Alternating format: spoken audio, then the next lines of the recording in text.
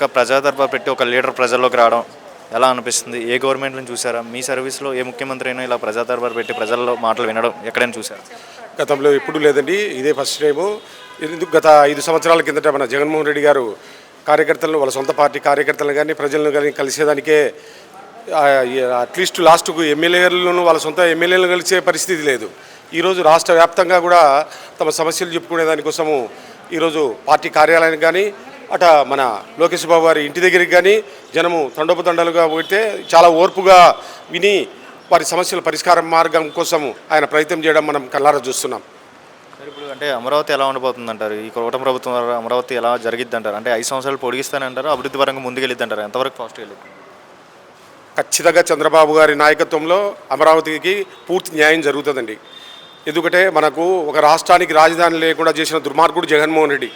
3 రాజధానుల పేరుట అమరావతిని నాశనం చేసి రాష్ట్రానికి రాజధాని లేకుండా చేసినటువంటి దుర్మార్గుడు జగన్మోహన్ రెడ్డి. ఈరోజు ఖచ్చితంగా చంద్రబాబు గారి నాయకత్వంలో అమరావతి దాదాపు 2-3 సంవత్సరాల్లోనే ఒక రూపురేఖలు వచ్చి దానికి ఒక అంతర్జాతీయంగా ఒక మంచి పేరు వచ్చే పరిస్థితి వస్తుంది. కంపల్సరీ న్యాయం జరుగుతుంది. పవన్ కళ్యాణ్ ఎవరు కరప్షన్ చేసినా వదిలేదే లేదు అంటున్నారు కదా, మీకు ఎలా అనిపిస్తుంది? నిజంగా కరప్షన్ చేస్తే కఠినమైన చర్యలు తీసుకుంటారంటారా? ఈ టీడీపీ అయినా, వైసీపీ, జనసేన పార్టీ అయినా, ఎవరినైనా? కంపల్సరీ పవన్ కళ్యాణ్ గారు ఒక నిబద్ధత కలిగిన నాయకుడు. ఆయన మాటకు కట్టుబడే వ్యక్తి. దాంట్లో ఎటువంటి డోకా లేదు. ముందుగానే తెలుగుదేశం పార్టీ అవినీతికి వ్యతిరేకమైనటువంటి ప్రభుత్వం, ఇది ప్రజాప్రభుత్వం. అందుకబట్టి అవినీతిని ఎటువంటి పరిస్థితుల్లోనూ సహించదు మన చంద్రబాబు గారి ప్రభుత్వం. ప్రభుత్వం వచ్చింది కదా సార్, ఎలా అనిపిస్తుంది? గతంలో 5 years జగన్మోహన్ రెడ్డి పరిపాలన చూశారు, మీ ఒపీనియన్ ఏం చెప్తారు సార్? ఇంతకుముందు గత 5 సంవత్సరాలు కోడికత్తికి బలి అయిపోయింది రాష్ట్రం. ఇప్పుడు గులకరాయి కూడా ట్రై చేసినారు. అది గుడ్డి మబ్బులో గులకరాయి అంటారు చూడండి, దానికి ట్రై చేసినారు, బట్ ఫెయిల్యూర్ అయింది. ఇప్పుడైతే విజనరీ నాయకుడు మా చంద్రబాబు నాయుడు కానీ, మళ్ళీ వచ్చి పవన్ కళ్యాణ్ గారు కానీ, మోడీ గారు కానీ విజన్ ఉన్న నాయకులు. వీళ్ళు ముందు చూపుతో ఈ రాష్ట్రాన్ని వీళ్ళు అడుగు పెడతానే అమరావతిలో కూడా బ్రహ్మాండమైన భూముల రేట్లు పెరిగినాయి, మీకు తెలిసిందే. కాబట్టి ఇది మొదటి అడుగులోనే ఇంత బ్రహ్మాండంగా ఉంది. కాకపోతే ఏమంటే ఇంతకుముందున్న జగన్ గారికి అంత తెలివి లేదనేది అర్థమవుతుంది.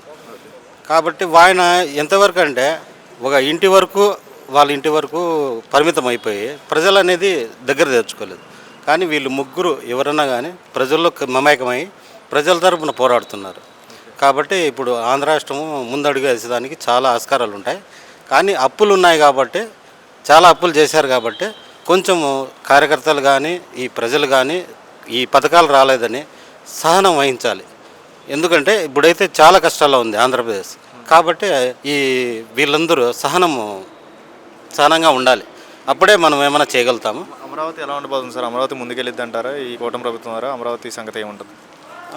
ఇప్పుడు చంద్రబాబు నాయుడు గారికి ఏ స్కీమ్ను ఏ విధంగా ఉపయోగించుకోవాలనేది చాలా బాగా నాలెడ్జ్ ఉందండి.